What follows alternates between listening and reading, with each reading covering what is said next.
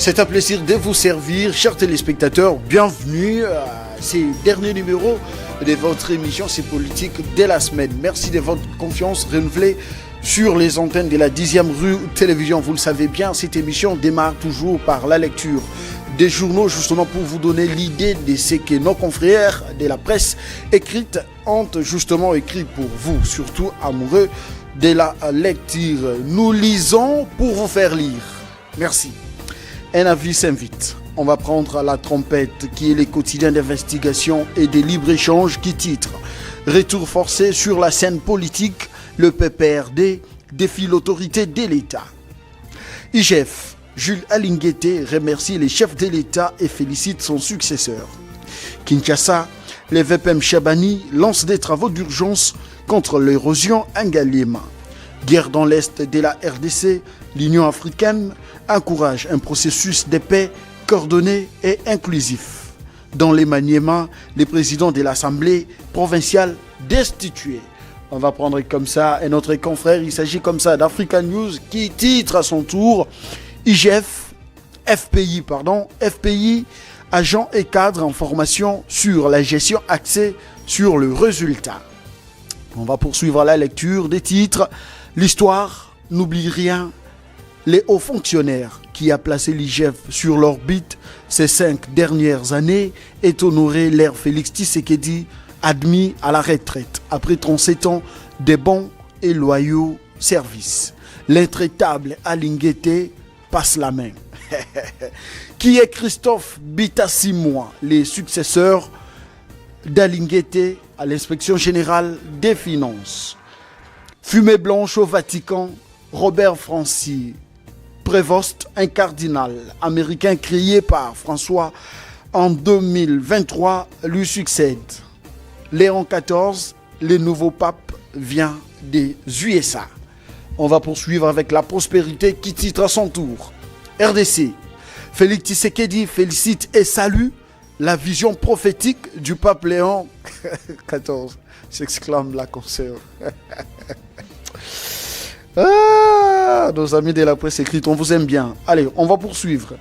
Opposé à toute occupation étrangère du sol congolais, la structure AAAP Laurent Batomona réactive le front spirituel pour le rétablissement de la paix et la stabilité en RDC. En première ligne au Congrès national mondial des droits à Santo Domingo. Cour constitutionnelle Dieudonné Kamuleta vante des avancées significatives engagées en matière de démocratie. En RDC s'exclame la prospérité. On va finir avec le nouveau mandat, le nouveau pari. Ah non, ça c'est de la communication, on va pas prendre. On va poursuivre comme ça, pardon. Kinshasa, Mouyaya ouvre le bal de la 2e édition de rencontres congolaises des recherches sur le journalisme. Ça c'est bien, c'est une première. On salue le ministre de la Communication Mouyaya. Allez, on va finir comme ça avec les tout derniers en plateau. Il s'agit comme ça des forums des As qui titre Poutine remercie d'être venu pour le 80e anniversaire de la victoire sur l'Allemagne nazie. Élu juste après 2 jours de conclave, Pape Léon XIV, l'ascension du prélat de Chicago et de Chiclayo. Ok. Chidayo, je ne vois pas bien. Chidayo ou bien. Allez, on va poursuivre. Le président Félix Tshisekedi s'est joint à l'appel du souverain pontife qui promeut une église humble, fraternelle et tournée vers les périphéries du monde. Judith Souminois Toulouka réaffirme au FPMI sa détermination à redresser l'économie. Moïse Monidela, Fachi et Trump sont en train de réussir l'accord du siècle.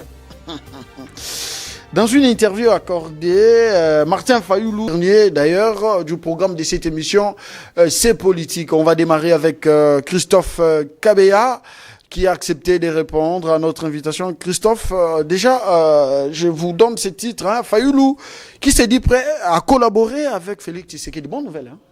Oui, Oui, c'est une bonne nouvelle, cher confrère Chris Mukuna, mais avant d'aborder la question, j'aimerais quand même féliciter les nouveaux chefs de service de l'IGF, Christophe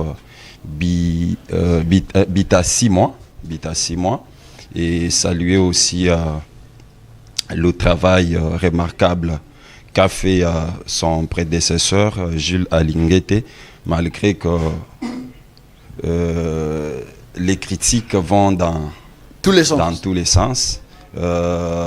L'histoire peut retenir que Alinguete, c'est un Congolais qui a inspiré par rapport à sa méthodologie, mais on voit de l'autre côté les prédateurs qui sont en train de danser, mais moi je pense qu'ils ne crient pas à la victoire, parce que Alinguete, c'est l'IGF, c'est l'état d'esprit. L'IGF, c'est l'état d'esprit. Peut-être que son successeur sera plus pire que lui, va traquer encore plus pire que lui. Alors, à l'appel, le vœu de Martin Fayoulou, bon, c'est un patriote. Moi, je pense qu'il est revenu à la raison, parce que dès l'entame de son premier mandat, Félix Antoine Tshisekedi Tshilombo avait tendu la main à Martin Fayoulou, mais Martin Fayoulou avait semblé comme il était accroché dans son combat imaginaire de vérité des urnes. Aujourd'hui, il réalise que non. Allez, on en parle dans notre deuxième thématique, parce qu'il s'agit du dialogue inclusif sollicité par d'aucuns. On se pose la question de savoir, est-il sous pression internationale? Donc, merci beaucoup Christophe. Je vais devoir recevoir Jules Pitra Mukendi, cadre du parti AREP du ministre Guy Luando Mboyo. Jules, merci d'être là, mais avant de vous accorder la parole, je vais me permettre quand même de lire ce qui suit. Et donc, c'est déjà la première thématique, hein. On va parler de l'IGF. Après à peu près des 5 ans aux commandes de l'inspection générale des finances, l'IGF, Jules Alinguete Key, vend dans les prochaines heures passer la main à Christophe Bitassi-Moi Bahayi, nommé mercredi dernier chef des services de la présidence de la République. Donc, bonjour, déjà, bonne nouvelle. l'IGF, hein, oui, nous parlons de l'IGF. Merci. Bonjour, cher Chris. Je salue aussi tous les co-débatteurs avec qui nous allons passer, je l'espère, des excellents moments ici. Je salue tous qui nous reconnaîtront, tous les téléspectateurs de la 10e rue Télévision, cette chaîne qui nous a fait grandir, avec laquelle nous avons un parcours. Mais vous savez, Chris, ce matin, nous qui vivons dans la masse, nous avons des gens avec qui nous vivons. Aujourd'hui, je me rends compte que j'ai quand même des gens avec qui je dois partager des moments de bonheur. J'ai dit ici bon anniversaire à ma nièce, Céleste Mbouyi, bon anniversaire à toi. Bon anniversaire à Enrique Onema, à Bamboudi, le père Aleki, bon anniversaire. Et surtout, bon anniversaire à ma belle-sœur, Oreb Louyeye, la chérie du capitaine HKB. Bon anniversaire à vous. J'espère seulement que cette nouvelle année sera pour vous des moments de bonheur. Alors, revenons à nos moutons, cher Chris. Vous parliez de l'IGF. L'IGF. Moi, je pense que M. Alinguete a fait son temps à l'IGF. Vous savez que dans la fonction publique actuellement, l'âge pour aller à la retraite, c'est à 64 ans que l'on va à la retraite. Quelle que soit l'année par laquelle vous avez commencé, à 64 ans, vous devez aller à la retraite. Et ça, c'est la première option. La deuxième option, c'est que quand vous avez fait 30 ans de service, on ne va pas au-delà. Donc, celui qui fait déjà 30 ans de service, même s'il avait commencé à 20 ans, il peut aller à 50 ans, il peut aller à la retraite. Okay. Donc, je crois que son temps est arrivé. Il a fait un travail abouti. Je crois que c'est quelqu'un qui a marqué d'une pierre remarquable le service de l'IGF. Ces services qui existaient depuis toujours, mais que d'aucuns des Congolais ne connaissaient jamais. Aujourd'hui, je crois que par lui, évidemment, par le soutien que leur a accordé les chefs de l'État, nous avons vu que l'IGF a pris de l'ampleur. Il est devenu un service redoutable qui a traqué tous les bandits financiers de la République démocratique du Congo. Et de plus en plus, on a connu qu'il y a eu beaucoup de détourneurs. Vous savez, cher Chris, depuis toutes les années passées, plusieurs personnes pensent que ce n'est qu'aujourd'hui qu'il y a des détournements, justement parce que l'IGF a pris du poids de la bête et a commencé à faire son travail. Mais depuis toujours, il y avait des détournements de milliers de dollars dont on n'avait jamais parlé, que l'on n'avait jamais connu. Mais la grande question, c'est que d'aucuns se posent la question de savoir, l'IGF mène ses enquêtes, mais les enquêtes qui n'aboutissent jamais parce que ces derniers dénoncés dans plusieurs enquêtes n'ont jamais été, comment dirais-je, déférés à la justice pour que la justice fasse son travail. Non, mais telle n'est pas sa responsabilité, cher Chris. Les prérogatives d'un service sont connues. Ok. Le parquet, par exemple, ils font le travail d'aller chercher les preuves, de faire le renseignement, de rassembler tout ça et d'amener ça vers le juge. Et c'est au juge maintenant de faire son travail. L'IGF a cette responsabilité-là d'aller chercher, de traquer, de dénoncer, mais après, c'est la justice qui doit faire son travail. Et donc, on ne peut pas la coter par rapport à la justice. Si on doit coter l'IGF, je crois qu'il a fait son travail à 80%, 90%. Aujourd'hui, dans mon pays, une chose, l'IGF a fait vraiment un travail de nous faire connaître qui sont des véritables voleurs, comme le dit mon frère. Alors, vous parlez de l'IGF ou bien d'Alinguete? Parce que vous l'avez dit tantôt que l'IGF existait depuis. Mais ce n'est qu'à l'avènement de Tshisekedi que nous avons senti cet IGF, en tout cas, être sur fond, sur terrain, pour justement faire exactement son travail. Monsieur Jules Alinguete Monomo a eu la faveur de se retrouver comme chef dans la période où le chef de l'État, Félix Tshisekedi, est arrivé, a fait de lui le chef, donc des services, inspecteur en chef. Et donc, à partir de ce moment, aujourd'hui, avec le travail qui a été fait, l'IGF se confond un peu à lui. Il y a plusieurs personnes qui, quand ils pensent IGF, ils pensent que c'est Gilles Alinguete. Et c'est de bonne guerre parce que c'est quelqu'un qui a fait un travail de fond. C'est tout un service. C'est ça que je dis. Merci beaucoup. Par rapport à votre question, c'est ça la réponse. Merci beaucoup. Alors, en plateau, notre invité, Omer Biayi, coordonnateur d'une structure de jeunes qui nous honore en ce jour d'être là en plateau. Bonjour et bienvenue. Bonjour, monsieur Chris, et merci de m'avoir encore accordé l'opportunité d'être associé à ces débats. Permets-moi, moi, de saluer une personne qui fait un travail remarquable.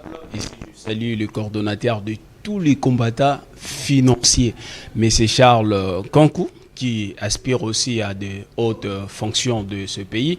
Je lui salue là où il est. Et puis Madame Thérèse Mbujimbungi, qui détient de mettre l'administration. Non, s'il vous plaît. Lorsque quelqu'un fait un très bon travail, nous devons lui encourager. Mais toi, tu es l'ami à Doudou Fouamba. Non, je parle ici de l'administration. Mais justement, c'est ce que je dis. Tu es l'ami à Doudou Fouamba.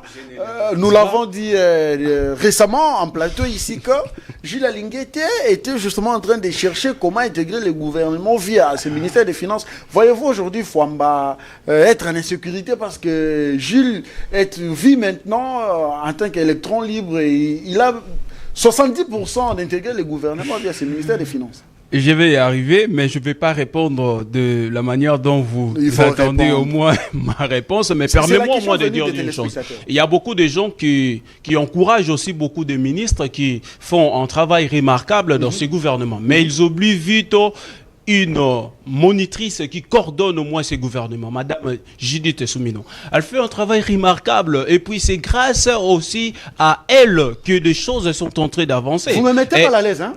S'il vous plaît, c'est grâce à Madame Souminois, elle coordonne très bien des choses et aujourd'hui, vous voyez, lorsqu'on parle même du ministère des Finances, on regarde, on voit Excellence Doudou Fouamba qui fait un travail remarquable, mais c'est grâce aussi à la coordination qui est coordonnée par Madame Soumino. Lorsqu'on regarde aujourd'hui, il n'y a pas pénurie depuis que le carburant a été revu à la baisse, il n'y a pas pénurie. Ça, et tout cela, c'est le travail d'une Molendo Sakombe, le ministre un travail remarquable, mais c'est le ministre Molendo Sakombe, mais c'est grâce sous toujours la coordination de Madame Soumino. Raison pour laquelle nous devons reconnaître, vous ne pouvez pas ici reconnaître le travail de M. Molendo Sakombe ou soit de Doudou Fouamba en ignorant Madame Judith Soumino. Ce n'est pas ce que j'ai dit. Hein. Oui, c'était ça une précision. Allez, répondez à ma question. Je reviens pour répondre à votre question, ici, je salue d'abord le travail déjà de M.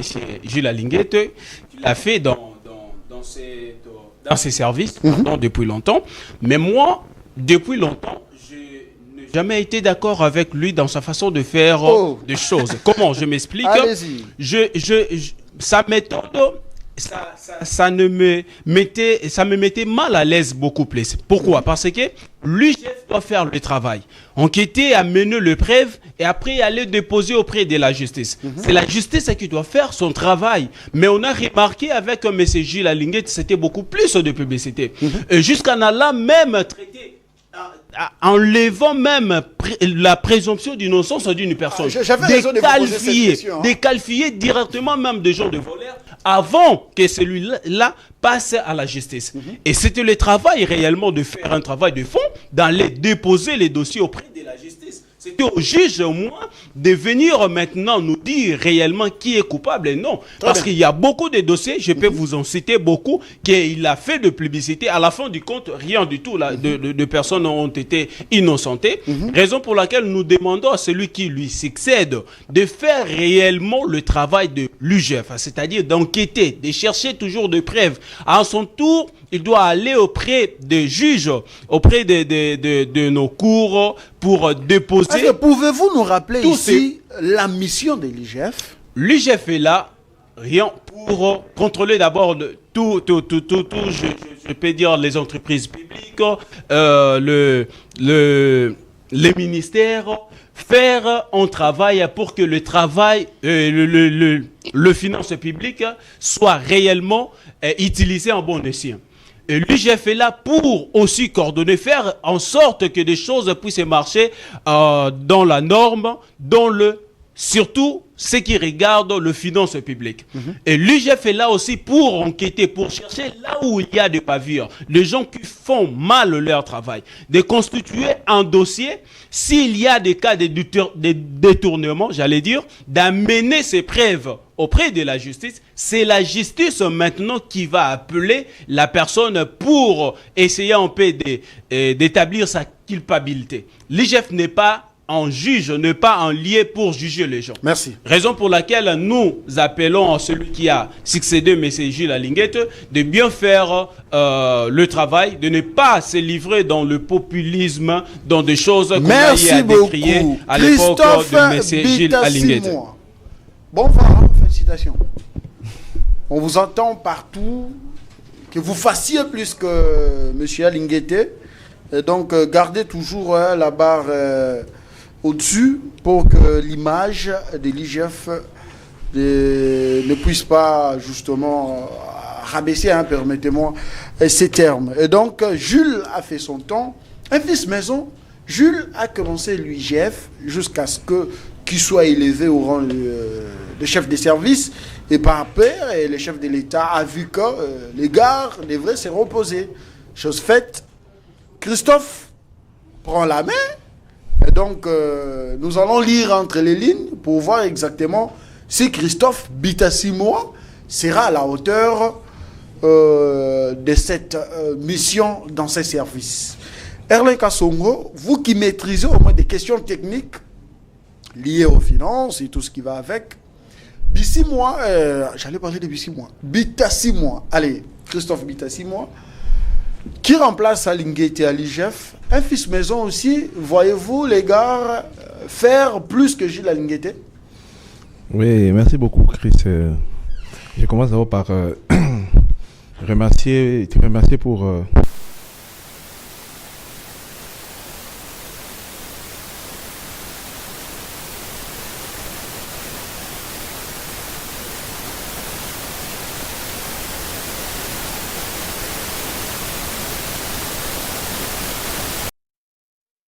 on reprend, chers téléspectateurs, indépendamment de notre volonté, mais sinon on est là pour vous servir. Merci de votre confiance renouvelée sur nos antennes, mais merci également à vous tous qui nous suivez à travers notre chaîne YouTube Congo 60 Télévision. Abonnez-vous pour ne rien rater de cette émission C'est Politique. Chers amis africains, merci à vous tous qui nous suivez également à travers les réseaux sociaux. Allez, Erlen, vous avez la parole. Vous étiez en train justement de nous expliquer comment est-ce que les structures de contrôle des finances sont classifiées. Vous étiez en train de nous donner la classification. Vous pouvez les redire pour nos téléspectateurs?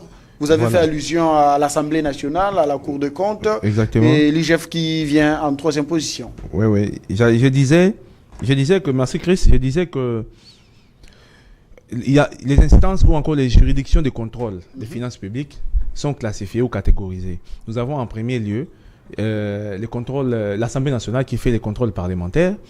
Nous avons en second lieu la Cour des comptes qui fait le contrôle juridictionnel. Et en dernier lieu, en dernière position, nous avons l'inspection générale des finances qui fait le contrôle administratif. Raison pour laquelle elle est même rattachée à la présidence de la République comme administration. Donc, en ce qui concerne son fonctionnement ou encore ses animateurs, tous en avaient salué la patrouille financière, donc la logique ou encore la dynamique de la patrouille financière qui a fait en sorte que beaucoup de détourneurs avaient eu peur, mais lorsqu'ils ont constaté que c'était une coquille vide, nous avons assisté à des détournements comme pas possible.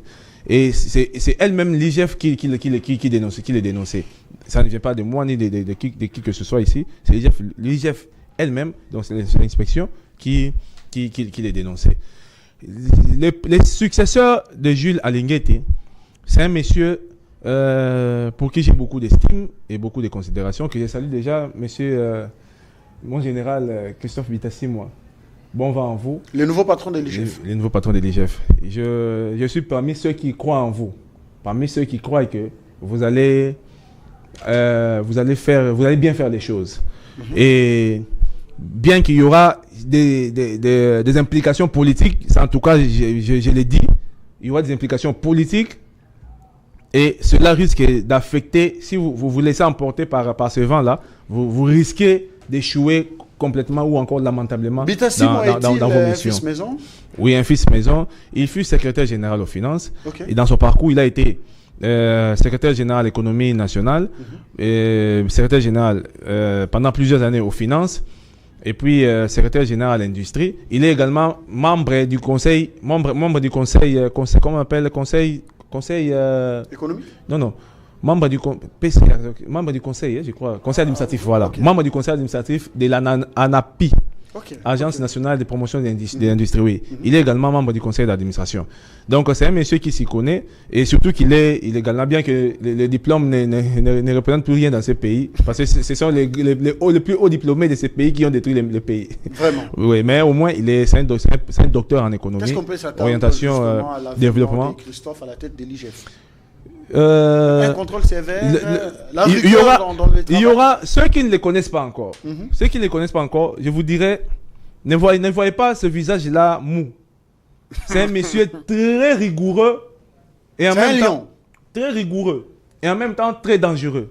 Dangereux? Oui, très dangereux. Il sera dangereux face aux voleurs, aux détourneurs de la République? Dangereux face aux détourneurs des fonds publics de l'État. Il n'est pas dangereux comme pour une procédure. Mais il ne faut pas intimider les mandataires et les ministres. Ils doivent avoir peur. Ça ne sera pas du populisme. Lui, il ne fera pas du populisme. Pourquoi vous dites ça? Je sais qu'il ne le fera pas. Jules était dans le populisme? D'aucuns le pensent. Hein? Non, c'est quelqu'un qui a bien travaillé. Posez la question autour de la table, vous comprendrez que beaucoup estiment que Gilles Alinguete s'était laissé emporter dans le populisme. Je l'ai dit ici, moi. Oui, dans le populisme. Mais au moins, l'objectif a été atteint. Merci. Bien que partiellement, mais ça a quand même été atteint. Très bien, merci beaucoup. Cette émission se poursuit. Chers téléspectateurs, on va apprendre la deuxième thématique. Enoch, vous nous aidez avec la deuxième thématique. Merci à Mauro Sandemia qui est là au niveau de la réalisation. Christophe, déjà, parlons de ces fameux dialogues sollicités par d'aucuns. Vous avez suivi la déclaration de l'opposition Katumbi, Kabila, Sesanga, Fayoulou qui demande un dialogue inclusif en République démocratique du Congo. Maxime Prévost, le vice-premier ministre des Affaires étrangères et européennes de la Belgique, était en mission de travail à Kinshasa. Lui, qui a également échangé avec le président Tshisekedi, qui l'a fait voir justement pour retrouver la cohésion nationale, il faut passer par un dialogue. Lui, il a parlé d'un dialogue élargi. à ce jour, voyez-vous les Congolais se mettre autour d'une table avec ces Congolais qui ont accepté par les passés prendre les armes et tuer leurs propres compatriotes? Merci beaucoup, Chris, pour la question. Mais avant d'aborder cette thématique, j'aimerais répondre un petit peu à mon confrère, le patriote Omer Biaï. Quand il dit IGF s'est livré n'a pas respecté la présomption du non-sens. Il a tendance à dire que l'IGF a été populiste. Mais moi, je me dis, si le chef de l'État lui-même a qualifié la justice d'être malade, est-ce que la justice est déjà guérie? C'est ça la question qu'il faut se poser. L'IGF, ça c'est la touche purement de Jules Alinguete. Quand il a constaté qu'il y a 2 rapports qui sont fournis à la justice congolaise et la justice ne fait rien, l'IGF a recouru à cette méthode-là de dénoncer cette clameur-là publique. Pour dire quoi? C'est pour faire participer la population à la gestion. C'est-à-dire, les gens qui détournent, quand on amène, il y a un rapport, l'IGF établit un rapport. Voilà, par exemple, la problématique de lampadaires. L'IGF a fait un rapport. Est-ce qu'il y a des lampadaires? Oh, lampadaires avec le fameux Kazali, le tout puissant de la République. Je ne cite pas Nicolas Kazali. Moi, quand on parle de... Parfois, moi, je ne suis pas comme ceux qui parlent, qui exaltent le prouesse de l'IGF en associant Nicolas Kazadi. Non. Moi, je ne suis pas de cette catégorie-là. Quand l'IGF a fait ses rapports sur les dossiers lampadaires, est-ce qu'il y a eu lampadaires? Non. Vous voulez quelle preuve? Il a dit les lampadaires sont là. Hein? Où? Ils sont où? Nous voyons des torches qui sont installées dans deux rues. Est-ce qu'il y a de forage? L'IGF a fait un rapport sur ça. Moi, je pense que c'était ça, la touche de Jules Alinguete pour dire à la population. Vous pouvez répondre à cette question? Là où l'IGF se limite, qui continue les chemins? C'est la justice. L'IGF présente son rapport. Il se limite là. Et elle se limite là. Et c'est la justice à continuer. Et la justice là a été déclarée malade. Je ne sais pas depuis qu'elle a été amenée à l'hôpital. Il y a les états généraux de la justice quand même que nous avons salué avec plusieurs recommandations. Et quelles sont les retombées? Quelles sont les retombées? Parce que les dossiers de lampadaires est là, les dossiers de forage est là. Et la justice fait quoi? Il y a eu lampadaires? Non. On a évoqué le cas de surfacturation. Est-ce que la justice s'est penchée sur ça? Est-ce que ce ne sont pas de preuves? Je ne sais pas ce que mon ami veut comme preuve. Alors, aujourd'hui, l'IGF, avec Alinguete, est allé sur cette voie-là pour faire connaître à la population quels sont qui sont les ennemis de la population. À chaque fois qu'ils viendront solliciter... Attendez, j'arrive. À chaque fois qu'ils viendront solliciter le mandat électoral, voilà, celui-ci a mal géré. Voilà pourquoi l'IGF a recouru à cette pratique-là. Là, en vouloir sous ce prétexte-là, moi, je pense que c'est un faux débat. On a compris. Herlé, vous avez quelque chose à ajouter rapidement? En fait, je voudrais ici rappeler une chose. Vous savez, lorsqu'on parle de la justice est malade, c'est le chef de l'État qui l'a déclaré. Il est le chef de l'exécutif. Mais vous conviendrez avec moi que le ministre, on critique la justice au moment où les décisions judiciaires ne relèvent pas de la compétence du ministre de la Justice. Vous comprenez? Très bien. Donc, ça dit, merci. C'était une parenthèse. Cette séparation de pouvoir crée une sorte de cacophonie. C'est pourquoi l'une des plus grandes résolutions, selon moi, issues des États généraux de la justice, c'est celle-là. Je ne sais pas si mon intervention a éclairé la lanterne. Non. Et aujourd'hui, Omer a semblé dire que l'IGF a été Alinguete a été populiste. Mais aujourd'hui, son travail, le travail là que l'IGF a réalisé dans ce pays, regardez les budgets. C'est pour la première Très fois. bien. C'est pour la Répondez première à la fois dans question. ce pays. Répondez à la question. Oui, je reviens maintenant à la question. J'entends, on dit le processus de Kinshasa. C'est pour résoudre quel problème? Vous posez la question à qui? Non, je pose la question. À qui vous posez cette question? Non, je pose en l'air, à tout le monde. Okay. C'est pour résoudre toutes les personnes là qui réclament le dialogue, le processus de Kinshasa. C'est pour résoudre quel problème? Le problème de la cohésion. Les chefs l'avaient dit. Il faut qu'il y ait de la cohésion nationale, raison pour laquelle il avait tendu sa main à l'opposition. Et voilà, aujourd'hui, cette opposition, elle a répondu à travers Fayoulou qui a dit il est prêt à collaborer avec Tshisekedi. Non, moi je pense que les gens sont dans la confusion. Tshisekedi a tendu la main à travers les consultations qui ont été organisées par son conseiller spécial, qui a consulté la classe politique, les Congolais en général, qui veut participer, qui a une touche à apporter pour l'avancement du pays, il peut venir. C'est ça. On devait se limiter là. Maintenant, parler, processus de Kinshasa, dialogue, pour résoudre quel problème? Parce que nous savons tous que le plus grand problème, la plus grande crise, c'est celle qui est sécuritaire dans l'Est de la République démocratique du Congo. Justement, raison pour laquelle il faut qu'il y ait un dialogue inclusif, un dialogue transparent, pouvant permettre à ces Congolais-là, ceux qui sont dans la brousse avec les armes, de venir autour d'une table avec ceux-là qui sont aux affaires, afin de parler et de lancer des perspectives d'avenir. Bon, à ce qui me concerne, le dialogue souhaité au niveau interne ne va rien résoudre. Merci. Parce que n'oubliez pas que la crise que fait face la République démocratique du Congo aujourd'hui date il y a de déjà 3 longtemps. décennies. Il y a 3 décennies. Alors faire cette confusion-là, moi je pense que c'est... Peut-être que les gens ont soif. Le jour Ils et la ont nuit. besoin de... Parce que quand le pouvoir, parce qu'à chaque fois qu'il y a dialogue, les carburants, les réservoirs seront... il y a toujours partage des gâteaux. Donc c'est au détriment de la population. À mon humble avis, je pense que le processus de Kinshasa n'a pas sa raison d'être. Ok, très bien. Merci beaucoup. On va vous lire. Chers téléspectateurs, vous qui nous suivez, cependant, Martin Fayoulou, l'un des chefs des files de l'opposition congolaise et leader du parti SID, a surpris plus d'un en adoptant une posture bien plus que conciliante qu'à l'accoutumier. L'ancien candidat à la présidence de 2018 qui dénonçait alors un hold-up électoral s'est dit désormais favorable à une collaboration avec le président de la République, chef de l'État Félix-Antoine Tshisekedi Tshilombo. Vous avez la parole, cher Jules.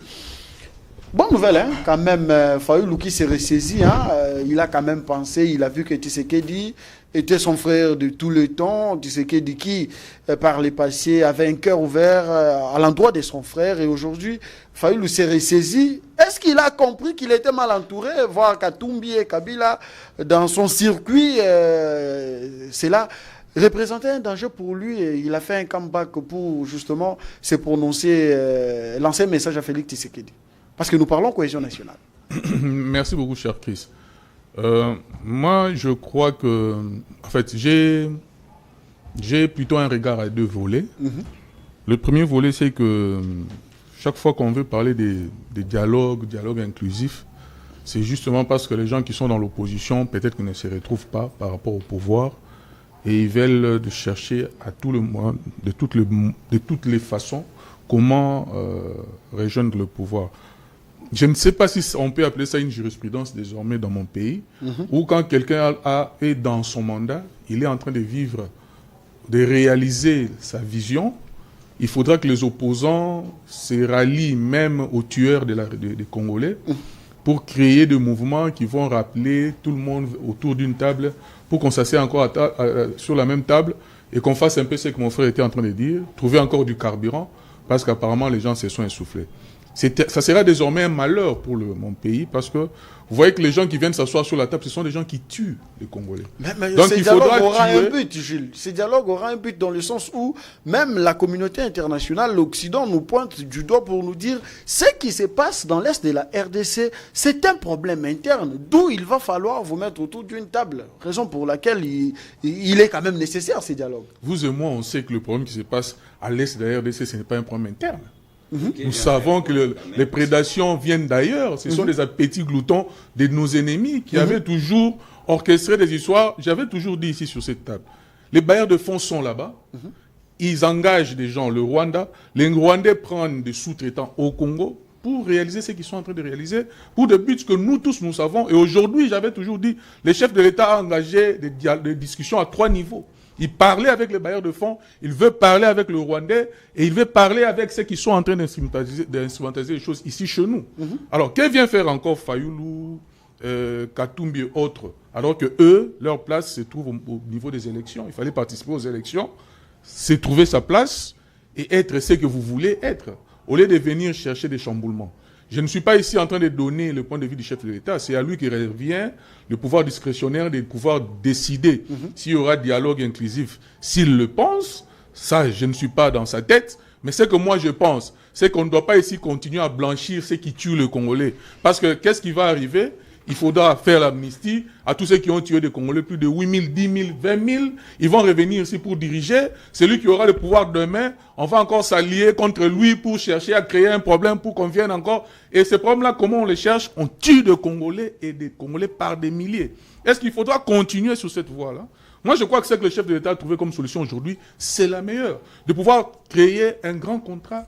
Les contrats que nous appelons aujourd'hui du siècle avec les Américains, pour que désormais une sécurité soit amenée dans cette zone-là.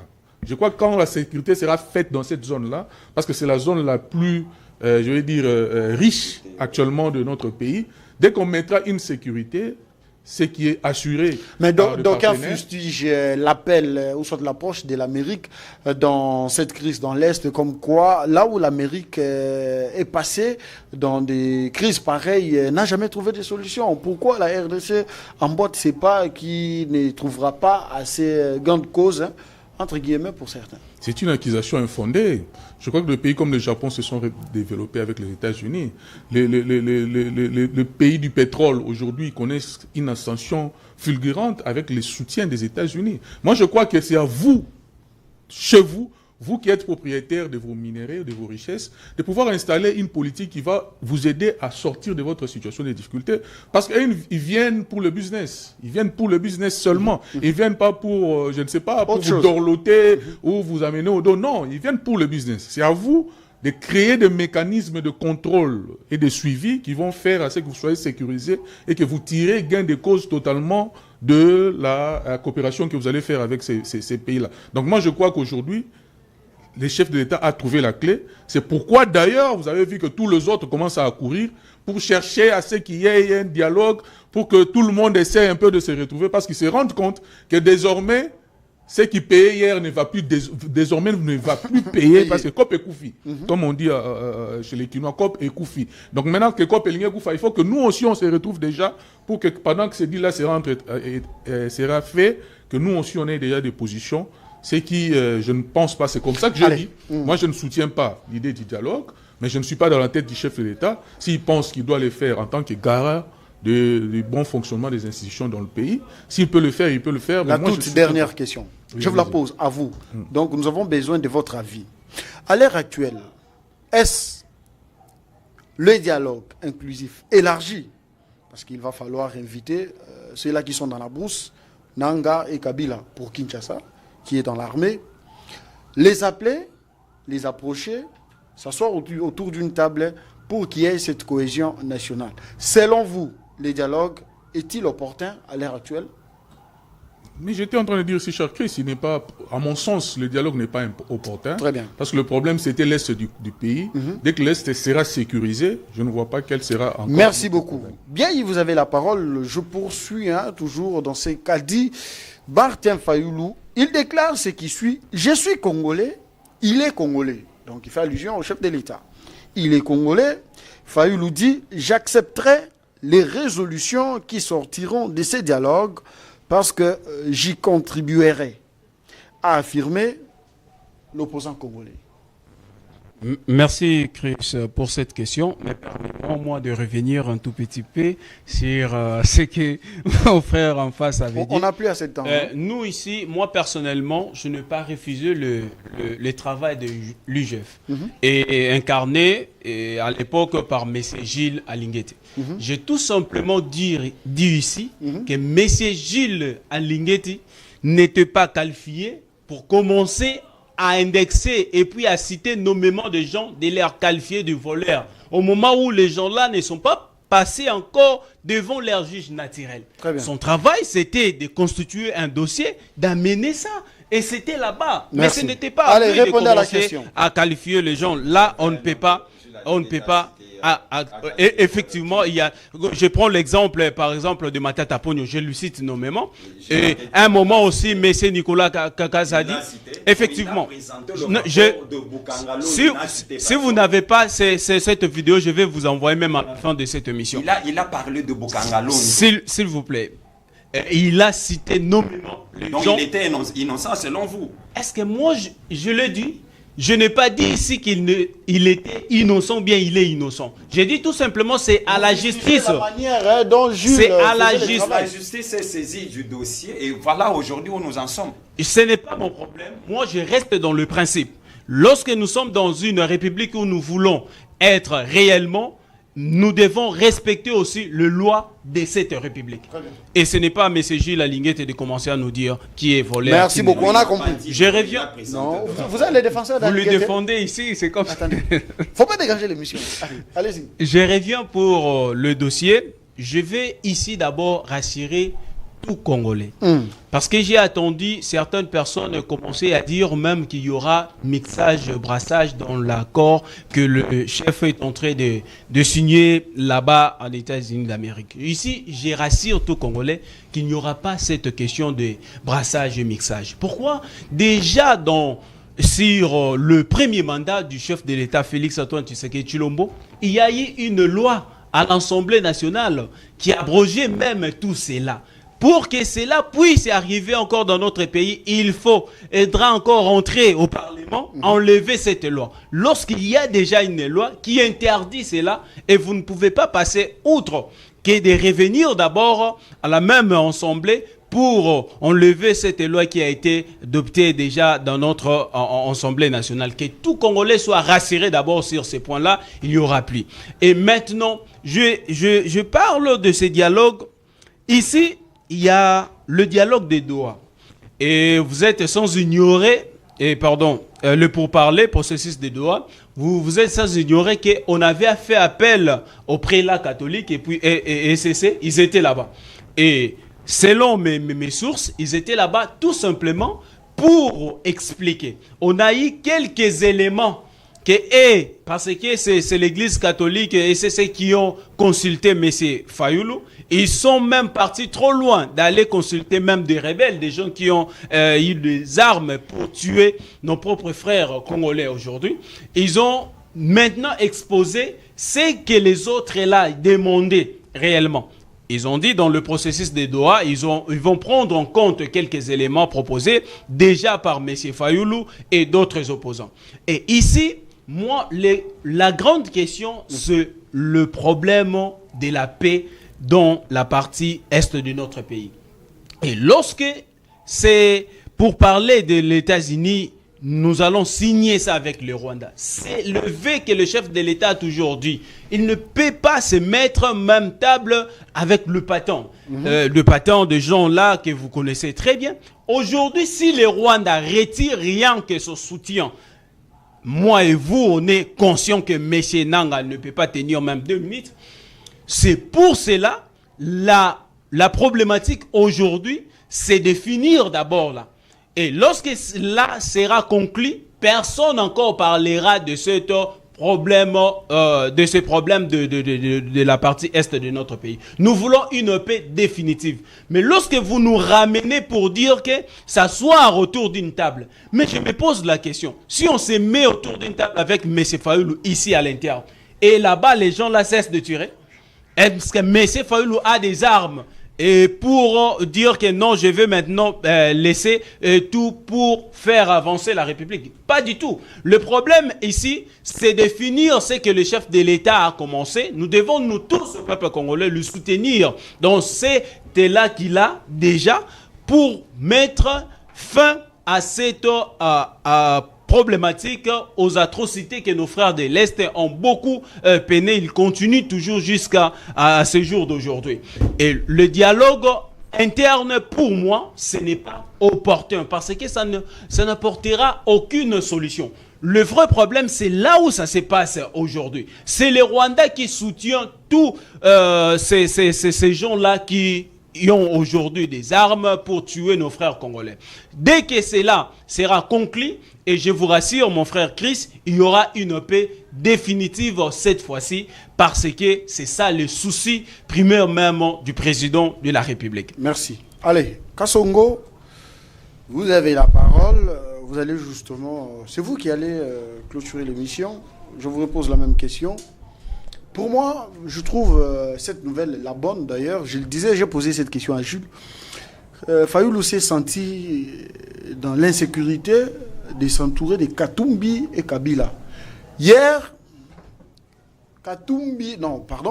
Fayulu demandait à Tshisekedi de se séparer de Kabila. Et aujourd'hui, les mêmes Fayulu qui demandaient à Tshisekedi de se séparer de Kabila, Tshisekedi l'a écouté. Il s'est séparé de lui. Mais maintenant, c'est Fayulu qui récupère ces mêmes Kabila pour se mettre autour d'une table avec lui. Il a compris ce qu'il a compris. Nous ne sommes pas dans les secrets de l'homme. À ce jour, l'homme s'est dit prêt à collaborer avec Félix Tshisekedi. Bonne nouvelle quand même. Bon, vous savez, moi j'estime à mon humble avis que les déclarations de Martin Fayulu, les déclarations des politiciens importent peu dans problème que nous sommes en train de subir, de vivre aujourd'hui dans notre pays. Le vrai problème de ces pays, c'est nous-mêmes. Nous-mêmes? Oui, c'est le peuple congolais. Nous sommes tellement naïfs. En tout cas, permettez-moi de dire ainsi. C'est le peuple congolais ou bien les dirigeants? Non, je parle d'abord du peuple congolais de manière générale. Le peuple congolais. Permettez-moi les termes, passez-moi les termes. En tout cas, nous sommes très naïfs, voire inconscients de notre inconscience. Vous n'êtes pas un cas isolé, hein? Je parle du peuple congolais, et moi compris. Ok. Nous sommes des naïfs et inconscients de notre inconscience. Donc, nous sommes dans un état d'inconscience qu'on ignore. Oh. Et c'est très grave. La seule différence entre nous, Congolais, et les morts, c'est que nous avons la vie. Nous avons le souffle de vie. Nous avons la vie. Et ceux qui sont morts, ils sont partis c'est avec... trop fort, oui. C'est trop fort. Pourquoi je l'ai dit? On ne peut pas rester dans une posture de dialogue sempiternel qui ne produisent absolument rien. Autrefois, on pouvait comprendre que l'arbre à palabre réglait des problèmes sociaux, des problèmes de la communauté, et bien ciblés. Mais aujourd'hui, vous allez remarquer que on fait toujours des appels à des dialogues sans pourtant frapper là où ça dérange. Le vrai problème, c'est le partage du gâteau, le partage des postes, pour le dire de manière claire, le partage des postes. Si aujourd'hui Martin Fayulu veut répondre positivement à l'appel, ou encore saisir, tenir la main tendue du chef de l'État, moi j'estime que c'est parce que Martin Fayulu s'est vu écarté pendant longtemps. Il n'est plus dans les affaires. Et certainement, les entrées ne sont plus les mêmes. Et il veut entrer dans les affaires pour s'approvisionner. Faire une santé financière. Exactement, pour s'approvisionner. Donc, rien de spécial qui va sortir de son discours, au fait. Tout à l'heure, je vais abonder dans le même sens que Christopher qui disait tout à l'heure que ce dialogue va résoudre quoi comme problème que nous avons aujourd'hui. Donc c'est comme quelqu'un qui a perdu un objet dehors, à l'extérieur. Comme il fait noir, il vient le chercher ici au plateau puisqu'il y a la lumière. Oh. Vous comprenez un peu? Mais c'est exactement ça. C'est exactement ça. vous avez perdu un objet dehors, puisqu'il fait noir là-bas, à vous dire qu'au plateau, il y a la lumière, vous venez le chercher dans le plateau. Parce qu'il y a la lumière ici. Donc, une chose que vous ne retrouverez jamais. C'est ce qui se passe. Il y a des agresseurs étrangers bien identifiés, qui sont des Rwandais, qui est Paul Kagame, qui agresse la RDC, qui sème terreur et désolation dans notre pays. Et ils occupent même, ces milices, ces hommes occupent nos territoires. Vous venez auprès du président de la République pour lui demander de dialoguer afin de résoudre ce problème. Dialoguer pour résoudre quel problème? De cohésion nationale. Est-ce qu'on a un problème de cohésion nationale? C'est parce qu'il y a quelques Congolais dans ces groupes rebelles, hein, d'où il va falloir se mettre autour d'une table. Non, c'est le type de dialogue qu'ils sont en train de chercher. Attention, vous allez voir que, vous conviendrez avec moi que eux-mêmes sont en train de distinguer ils sont en train de distinguer les dialogues. Il y a un dialogue soutenu par l'ECC que Martin Fayulu veut. La Senko et l'ECC. Il y a également un dialogue qui vous est imposé par l'Occident. Pas l'Occident, la communauté. La sous-région. Par la sous-région. Donc il y a deux types de dialogues. Le vrai dialogue qui peut résoudre ce problème, c'est le dialogue que nous recommande la sous-région, la communauté, je crois, de l'Afrique de l'Est, c'est comme ça. Parlons de l'Union africaine qui a délégué au bassin du Mais les contenus de ces dialogues, c'est ce qui ne permet pas au président de la République de pouvoir céder à ce type de dialogue. Parce que ça va aboutir au mixage et au brassage, comme le disait Omer. C'est pourquoi ce État ne le fait pas. Mais le dialogue interne ici, le gouvernement de l'Union nationale, pour obtenir quoi? Sont sérieux. Et tout ça, sous l'œil impuissant des Congolais qui sont en train d'observer comment est-ce que quelques individus ont pris le pays en otage tout en menaçant le président de la République avec tu sais qu'il est menacé? Mais Tshisekedi est menacé. Il est menacé par... Qui menace mon chef de l'État? Mais il est menacé par des partis opposants. Non. Ce sont des menaces stériles. Mais il est menacé par des partis opposants. C'est ce que j'ai dit, ce sont des menaces. Qui menace mon président? C'est pourquoi j'ai toujours lancé un appel vibrant au président de la République. Monsieur le président de la République, parfois il faut rester un pas vide. Ne cédez pas à tout. Ne cédez pas à tout, parce que le destin du Congo est entre vos mains. C'est à vous de décider sur le bien-être des Congolais. C'est à vous seul d'en décider. Mais lorsque vous vous mettez à écouter ceux qui viennent pour juste tirer des dividendes dans les trésors publics, vous comprenez que vous allez tourner en rond. Et qu'est-ce que vous laisserez aux générations futures, à nos enfants? Moi, par exemple, je ne sais pas ce que je peux léguer à mes enfants. Vous êtes encore trop jeune, hein? Non, ça dit quand je dis en termes de liberté, en termes l'état de la nation, en fait. Qu'est-ce qu'on va laisser? On va laisser à nos enfants. Merci. Un état où les gens ont perdu les valeurs morales. Merci. Où les gens sont en train de courir seulement derrière l'argent. Encourager les FARDC pour s'enrichir. Encourager les FARDC. J'encourage les FARDC, mais j'aimerais également ne pointez pas du doigt, c'est la télé. J'aimerais également rappeler. Ne pointez pas du doigt, c'est la télé. Je suis habitué, j'ai retiré mon doigt. Apaisez-vous. Allez-y.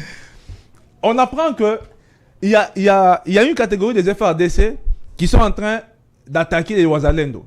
Vous voyez cette cacophonie-là?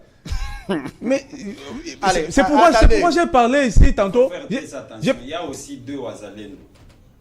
Ouais, il y a aussi des faux Ouazalendo. Mais ce sont les Ouazalendo. Par le Rwanda. Quand les autorités parlent de Ouazalendo, ils ne distinguent pas. Il y a une catégorie de Ouazalendo. C'est un autre débat. C'est un autre débat. Mais nous savons que nous avons des Ouazalendo. S'il vous plaît. Plébiscité, ovationné même par le président de la République. C'est un autre débat. Mais les mêmes Ouazalendo que le président de la République ovationne sont en train de se plaindre d'être attaqués par les FARDC. N'avez pas la parole. Arrêtez de me déranger. C'est une cacophonie. Et comment on va finir ça? Erlin, nous sommes arrivés à la fin. Saluez pour moi une personne, Nicolas Kazadi. Saluez Nicolas Kazadi, on va finir. Moi, je ne sais pas les saluer. C'est un monsieur que je ne peux jamais saluer. Même en cours de aussi, je le croise comme ça. Je passe comme si je ne l'ai jamais. Bon début de week-end à vous, chers téléspectateurs. Merci de nous avoir suivis. Merci à la grande équipe technique qui nous a accompagnés à ce jour. Merci à Omer. Merci à... Merci. C'est bon. Ne dites rien. Non, ne dites rien. Merci beaucoup. Non, allez. Merci beaucoup à Erlin. Christophe Kabeya, merci. Jules Pitra, merci. Saluez pour moi les secrétaires généraux du parti AREP, puis le ministre Guy Luando. Monsieur Camille Calais. Guy Luando, je le salue. Salutations à vous, l'infatigable Serge. Je salue mon épouse, merci de nous avoir suivis. Restez branchés sur les antennes de la 10e rue télévision, mais surtout nos programmes. À cela plus tard.